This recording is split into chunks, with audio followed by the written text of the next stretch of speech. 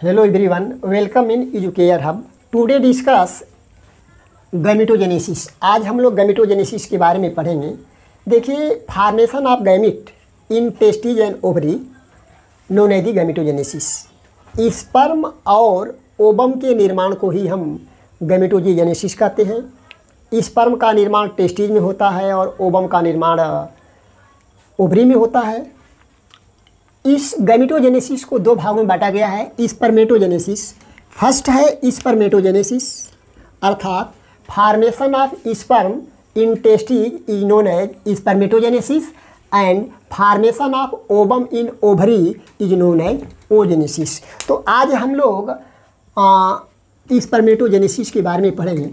Spermatogenesis के बारे में जानने से पहले हम जानते हैं कि मेल में दो टेस्टिज होते हैं। मेल में दो टेस्टिज होते हैं और प्रत्येक टेस्टिज में 250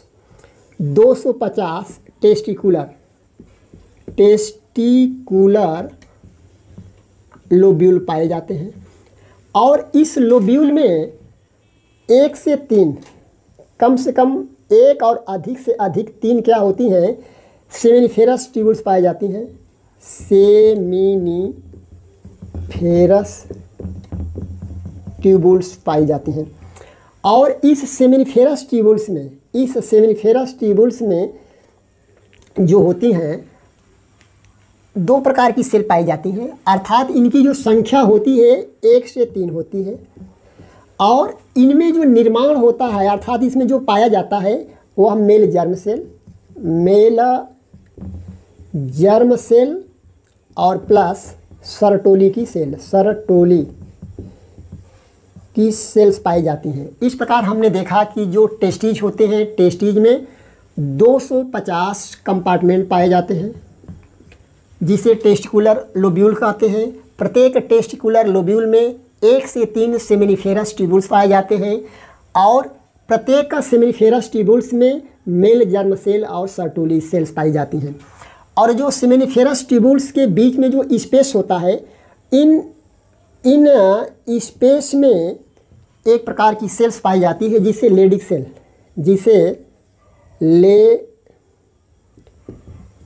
सेल या इंटरस्टेशियल सेल्स कहते हैं। मेल जर्म सेल से स्पर्म का निर्माण होता है और उस स्पर्म को सर्टोली सेल्स फूड प्रोवाइड करता है, न्यूट्रिशन देता है। और लेडिग सेल से एक हार्मोन स्रावित होता है, एंड्रोजेन हार्मोन्स सेक्रेट होता है और यह एंड्रोजेन हार्मोन्स स्पर्मेटोजेनेसिस की क्रिया को क्या है, संपन्न करता है।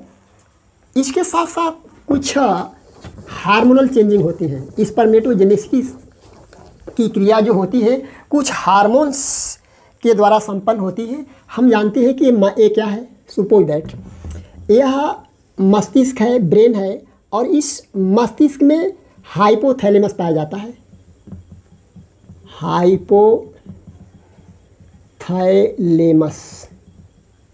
हाइपोथैलेमस पाया जाता है और इस हाइपोथैलेमस से एक हार्मोन स्रावित होता है जिसे गोनेडोट्रोपिन रिलीजिंग हार्मोन्स होता है। तो मस्तिष्क के हाइपोथैलेमस से गोनेडोट्रोपिन रिलीजिंग हार्मोन स्रावित होता है और यह हार्मोन्स पिट्यूटरी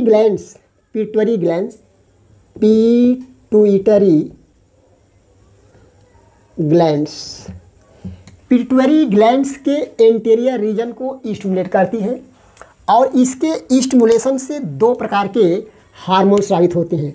पिट्यूटरी ग्लैंड्स को सेक्रेट करने का काम गोनेडोट्रोपिन रिलीजिंग हार्मोन्स करता है। गोनेडोट्रोपिन रिलीजिंग हार्मोन्स के स्टिमुलेशन से पिट्यूटरी ग्लैंड का जो अग्रपिंडक होता है, एंटीरियर लोब होता है, उससे 2 हार्मोन स्रावित होते हैं, ALH hormones and follicle stimulating hormones. जो ALH हार्मोन्स होता है यह हार्मोन्स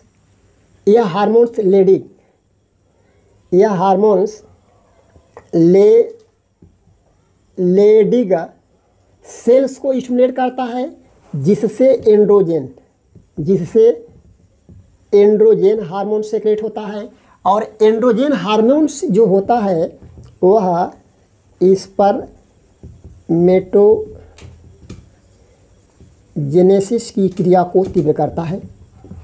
और जो फॉलिकल स्टिमुलेटिंग हार्मोन्स होता है यह एक्ट करता है, अर्थात यह एक्ट करता है सर्टोली सेल्स पर, सर्टोली सेल्स पर। और सर्टोली सेल से एक फैक्टर प्रोड्यूस होता है और यह फैक्टर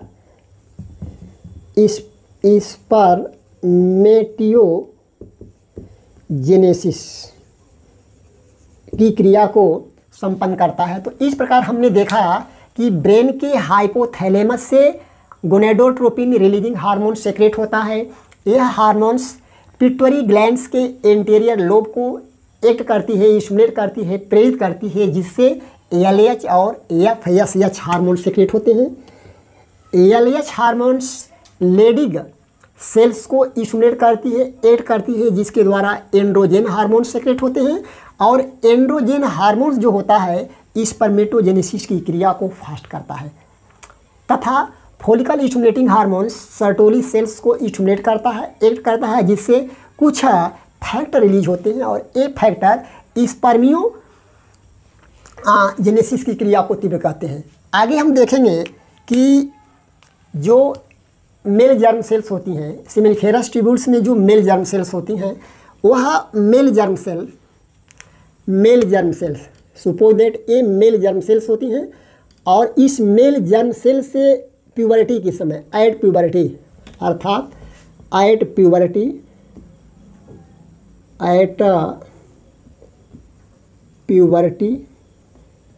के समय यह मेल जर्म सेल से स्पर्मेटोगोनिया का निर्माण होता है। स्पर्मेटोगोनियम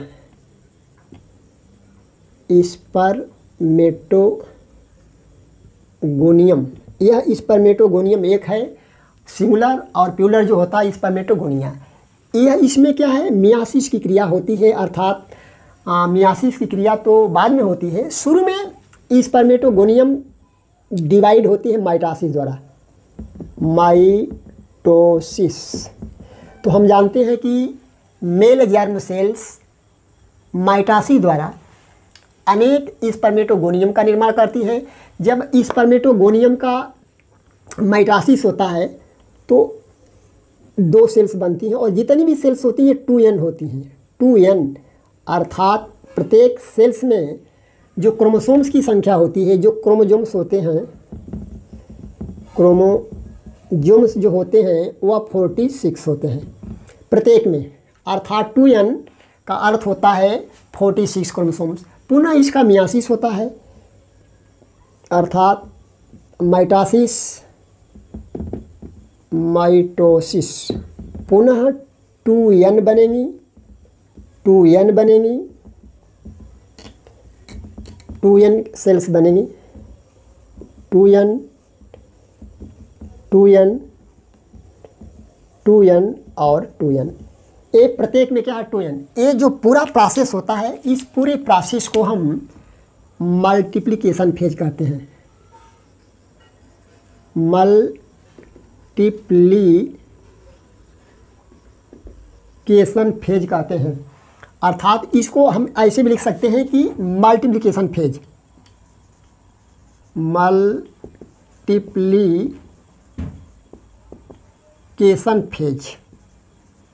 अर्थात द्विगुणन अवस्था होती है, मल्टीप्लिकेशन फेज होती है। तो हमने देखा कि जो मेल जर्म सेल्स होती हैं वह स्पर्मेटोगोनियम प्रोड्यूस करती हैं। जब स्पर्मेटोगोनियम का माइटोसिस होता है तो 2 सेल्स बनती हैं, पुनः इनका माइटोसिस होता है तो 2 to 4 सेल्स बनती हैं। और इसमें से कुछ सेल्स जो होती हैं फूड को ग्रहण करके, भोजन को ग्रहण करके क्या होती हैं, बड़ी हो जाती हैं। भोजन को ग्रहण करके बड़ी हो जाती हैं, जिन्हें हम फर्स्ट स्पर्मेटोसाइट कहते हैं। ये फर्स्ट स्पर्मेटोसाइट्स हैं और ये 2n होती हैं। इनमें जो क्रोमोसोम्स की संख्या होती है वह 46 होती है, जिसे हम ग्रोथ फेज के नाम से जानते हैं। ये ग्रोथ फेज है, ग्रोथ फेज होता है। तो इस ग्रोथ फेज में जो सेल्स होती हैं अर्थात स्पर्मेटोगोनियम की कुछ सेल्स जो होती हैं भोजन को ग्रहण करके न्यूट्रिशन को लेकर बड़ी हो जाती हैं, जिसे फर्स्ट स्पर्मेटोसाइट कहते हैं। और इस स्टेज को ग्रोथ फेज कहते हैं। इसके बाद इस फर्स्ट स्पर्मेटोसाइट का फर्स्ट मियासिस होता है और ये 2 प्रकार की सेल बनती है। फर्स्ट मियायोटिक डिवीज़न होता है जिसमें हाइप्लॉइड सेल बनती हैं, एन सेल बनती हैं। इसे हम सेकेंड स्पर्मेटोसाइट कहते हैं। स्पर्मेटोसाइट ये सेकेंड स्पर्मेटोसाइट्स हैं। और सेकेंड स्पर्मेटोसाइट का पुनः क्या होता है, सेकेंड अर्थात हम कह सकते हैं कि सेकेंड मियायोटिक डिवीज़न होता है जिससे पुनः क्या होती हैं, सेल्स बनती हैं, एन और एन बनती हैं। और इस प्रकार की जो सेल्स होती हैं, इस प्रकार की हम सेल्स को स्पर्मेटिड्स कहते हैं। अर्थात ये जो सेल्स होती हैं स्पर्मेटिड्स होती हैं। This cells is known as spermatids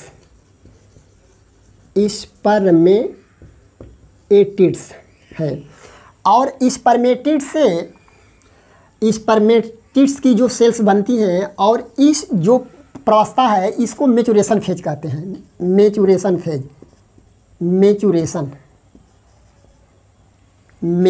phase के नाम से जानते हैं। This is known as maturation phase.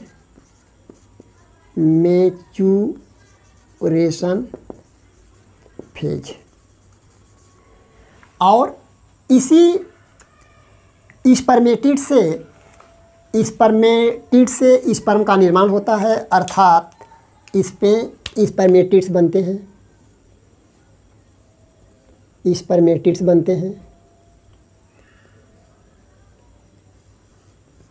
Spermatids का निर्माण होता है।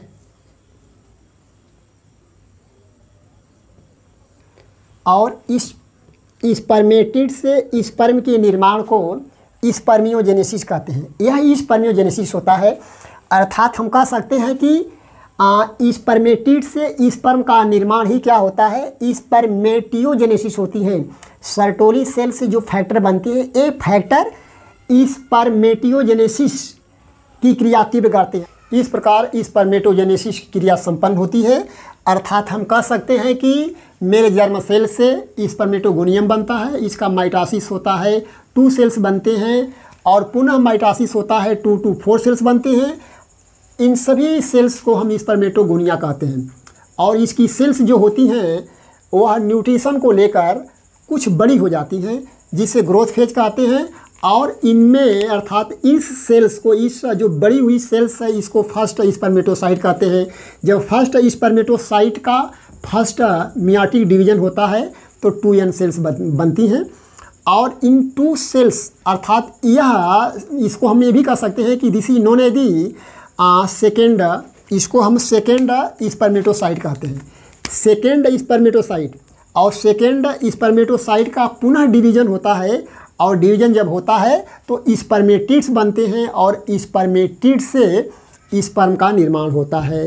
अर्थात स्पर्मेटिड से स्पर्म का निर्माण स्पर्मेटियोजेनेसिस होता है।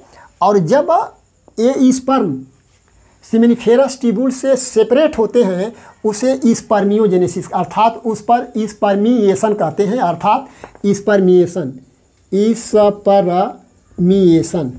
तो इसमें 3 प्रोसेस हो गए। पहला हो गया स्पर्मेटोजेनेसिस, स्पर्मेटोगोनियम से स्पर्म के निर्माण को स्पर्मेटोजेनेसिस, और स्पर्मेटिड से स्पर्म का निर्माण स्पर्मियोजेनेसिस। और जब स्पर्म सेमिनिफेरस ट्यूब्यूल से रिलीज हो जाती हैं, मुक्त होती हैं, उसे स्पर्मिएशन कहते हैं। और ये सर्टोली सेल्स में धंस जाती हैं। Thank you.